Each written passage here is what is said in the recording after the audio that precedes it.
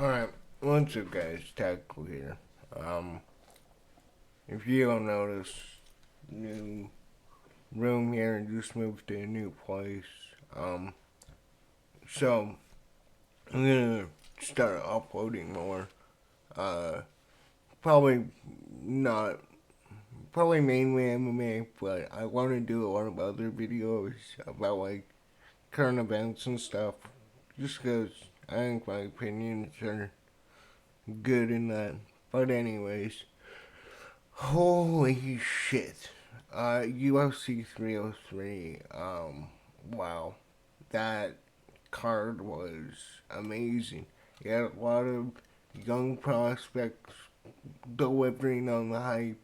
You have a lot of veterans who may have fought the last fight. And Alex Pereira. Like, I want to save Alex for the end, and yeah, they too. But this is a run that I think we will never see again.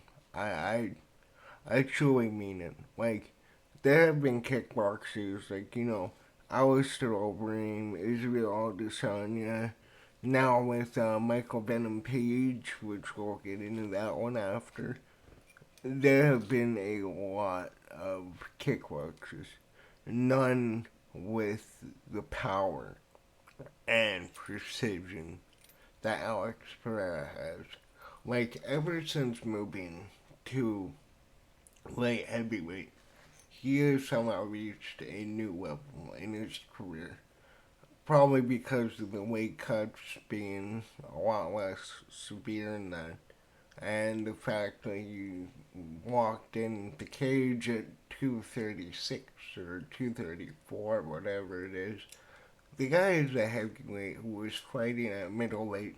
Now he's fighting at light heavyweight. And I know the whole topic about, excuse me, well, weight bullying is big, especially with the Dagestani fighters. But dude, this guy is on another level. So, let me make sure I have the right, yeah, I have the right thing opened, and now, boy, come on, there we go. So, um, I was watching this fight, most of the preliminary card in the background, just cause I've had to do a lot of stuff around my place lately, and let me make sure. So, this one, Ricky Simone versus uh, Vinicius Oliveira. It was. I didn't watch much of the fight. I watched the highlights. Pretty good.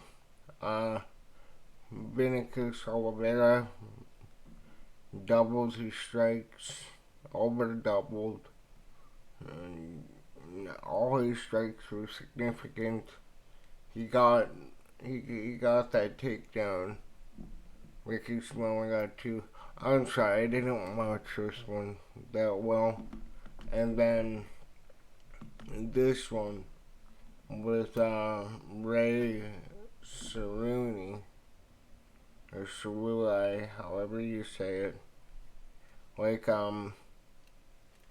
he's one of the prospects that were being hyped up for this fight. He's coming out of Japan. Um, Looked incredible.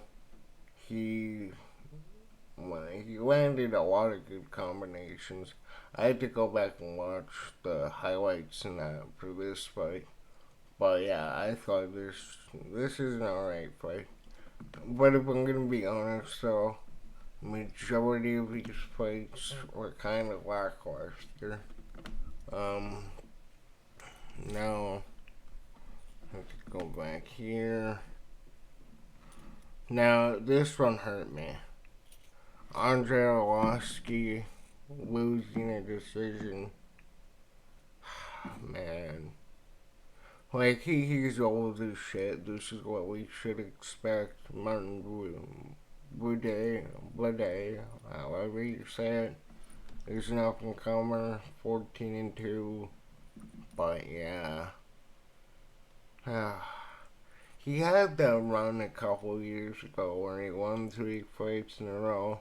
And like, I was kind of hoping he would make like a little run, at least to the top 10.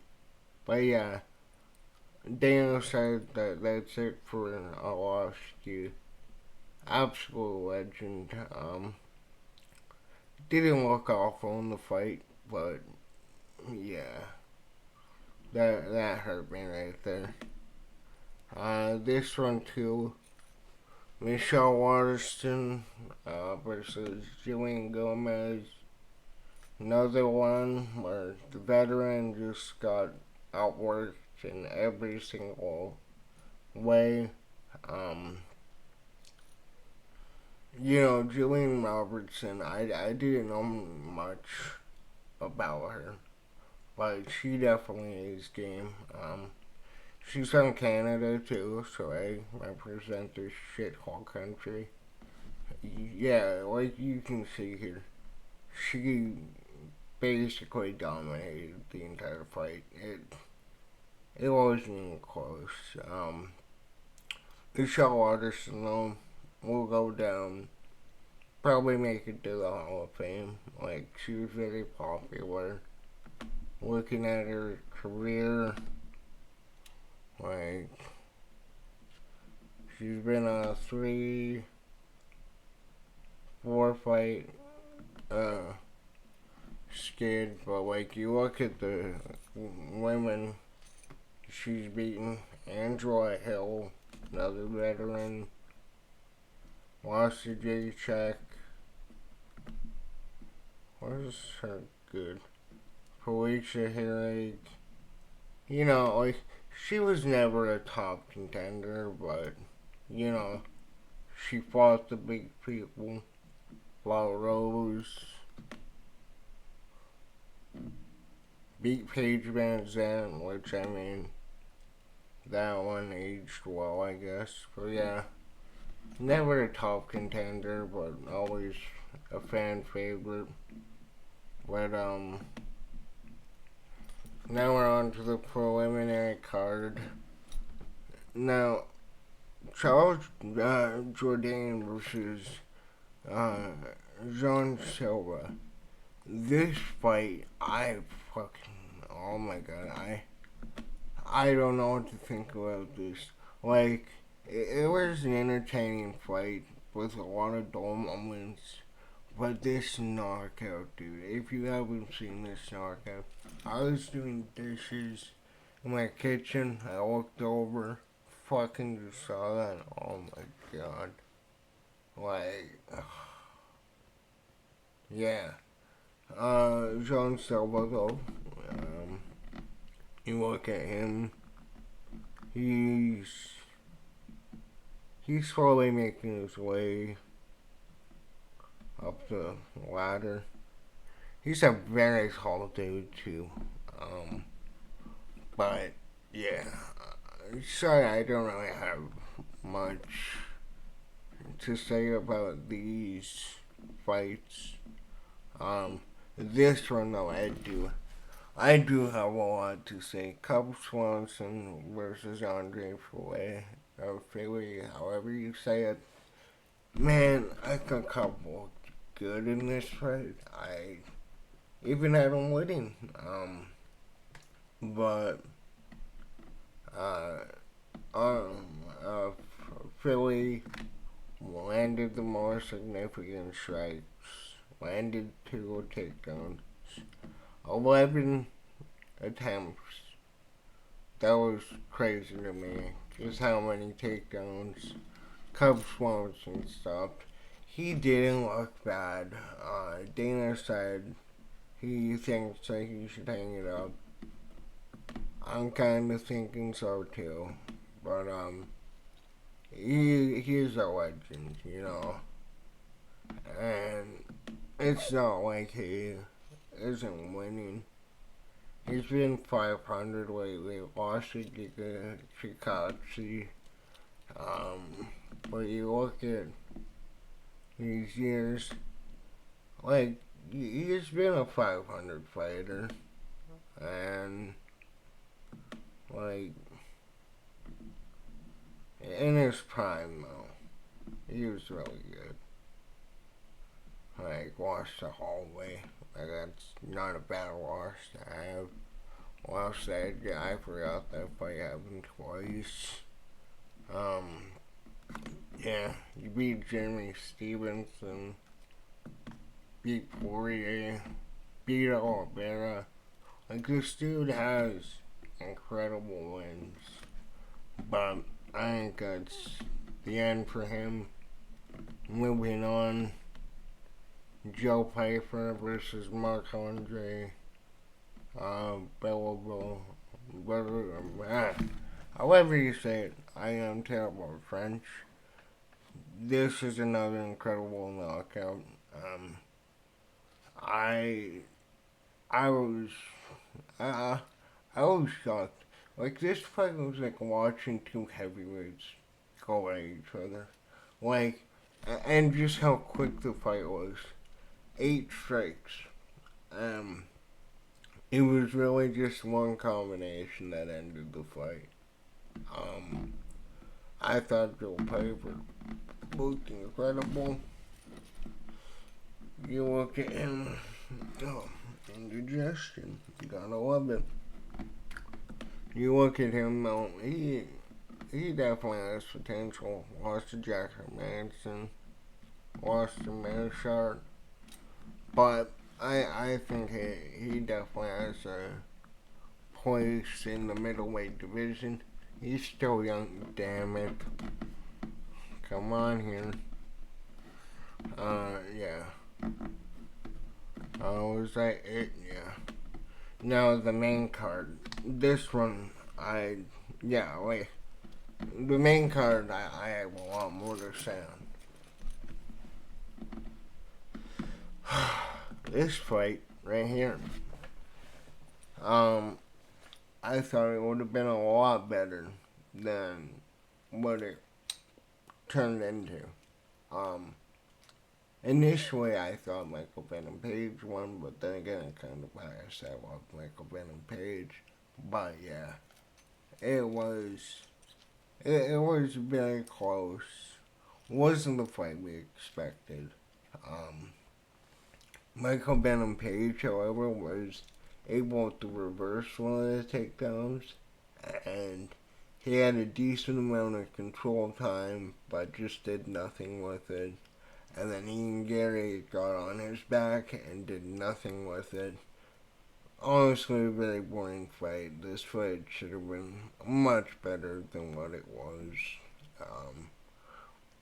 For Michael Venom Page, though, I don't think this sets him back much. I think he's an older guy. He won't be. It pains me to say, but I don't think he'll make it to the top.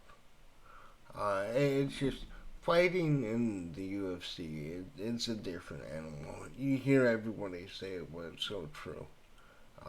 And every other organization Michael Venom Page went to, he was a monster. I don't know what you do with him. I would, if he would have won this fight, I would have loved to see him fight Leon. I still want to see him fight Leon. I think that'd be a very, very good matchup. But it just didn't deliver.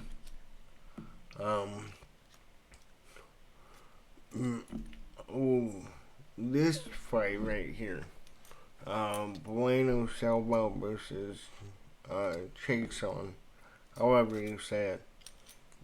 For a woman fight, this is very entertaining. I find like women fights, they're either like some of the most entertaining fights on the card, or just complete piss fights. There's no in between. But this one though, it was a doctor stoppage. Macy Chase on lit her up, and she ended up cutting her eyebrow when it was Silva. It got stopped a couple times after the second stoppage, though. Uh, the the doctor said she could continue, but the ref said it's done, and Macy Chiasson leaves victorious. Now, this one, oh my god, dude. I Anthony Smith. I like Anthony Smith. Everything he's doing right now, I really like him. On Believe You Me, on Analyst, on all of it. He does an incredible job. But he doesn't have like the trigger he used to. Like, the guy has 15 or 16 first round finishes in his career. And, like, there were so many parts of this fight, for both of them, where if they pressured a little bit, they would have stopped the fight. But, man, this fight wasn't the best. Props to them for stepping up, though. Anthony Smith. This was supposed to be Jamal Hill and Khalil Roundtree. I assume they wanted to do that so if Jamal Hill knocked out Roundtree, you could easily put him back in the title picture. But I don't really have much to say on this fight. This fight was incredibly boring. Dan Ige versus Diego Lopez. This was phenomenal. This was a fight that Brian Ortega was supposed to be in. Brian Ortega was supposed to fight Diego Lopez. And after that fight, that is a fight that I want to see. Dan Ige is a warrior. He fought off some of the craziest submissions I've ever seen. I completely thought with the one attempt Diego Lopez had, which I don't get how he only had one attempt. Like, he attempted multiple, but I guess they didn't go through fully. But, man, this fight was incredible. Danny gave props to him for stepping in. He really, he really earned a lot of respect with the fans. And this fight was incredible. I only watched a couple of Diego Lopez's fights, but, oh, dude, he definitely has a problem. After that fight, I really want to see Ortega get his shot against this kid. But anyways, moving on to the main event. Oh, dude. So, Alex Pereira he doesn't make any sense. Like, this man walked into this fight, and I went back and rewatched the first fight between these two, and it was really competitive. Yuri in the first round gave him a lot of trouble, and that's why a lot of people picked him, because even though he got knocked out, he did more, he pressured more, he had better, oh my god, why isn't that working? He had, like, better, takedowns, control time, all that. This one, though, there was no competition. At the end of the first round, if there was, like, 3 seconds left, it would have been finished. And when the start of the second round happened, like, it was one shot, one head kick, he's out. He got up instantly and protested it, but he could barely stand. And yeah, I thought that was a good stoppage. You could argue the stoppage in the first fight was early, but dude, this guy makes no sense. He for sure is the face of the UFC right now. If Conor returns, yeah, he'll make more money, but Alex Pereira is the guy right now. He is taking over the sport like nobody else. Um, there is not, like, apart from Uncle Iev, maybe he can beat him.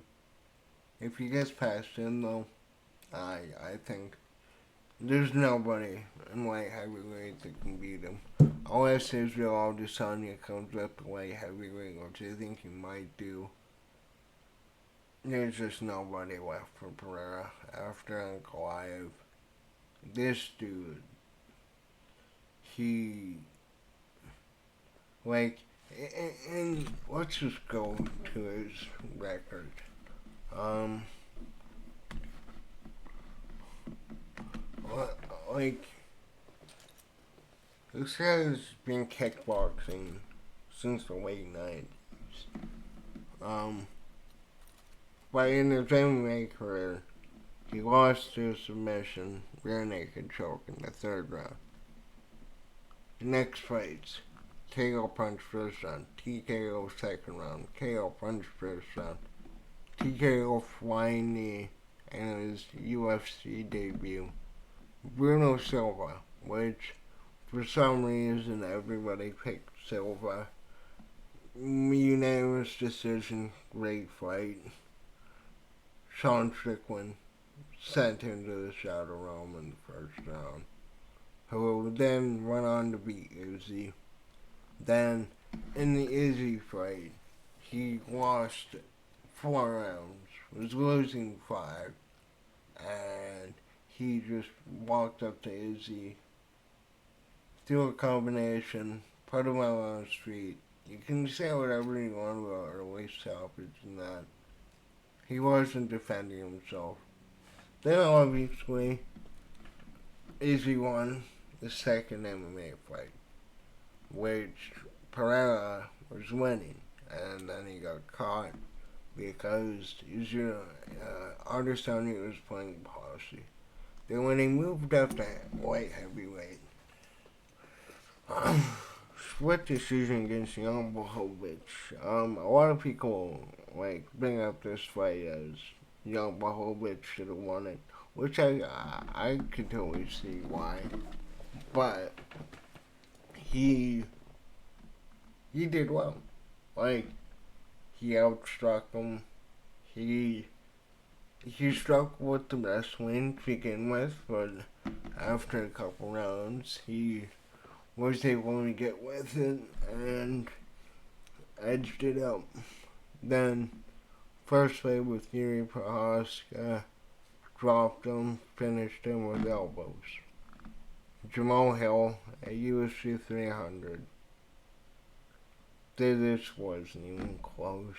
Like, Jamal Hill continues to talk shit, and I'm all for it. I love it. But he stood no chance. And this is one of the most badass moments in UFC. And I'll get to the whole stare down thing in a sec. But he waves off and pushes away Herb Dean. And then the next shot knocks out Jamal Hill after a nut shot. This is unreal. Now, Pereira versus Prohaska 2. Like, in this first fight, Yuri gave him adversity. Yuri won the first round. But in this fight, He was defending well. He, like, if there was like 2 seconds left in the first round, he would have finished him. And then he lands one head kick, drops Yuri, and finishes with punches. He, like, dude.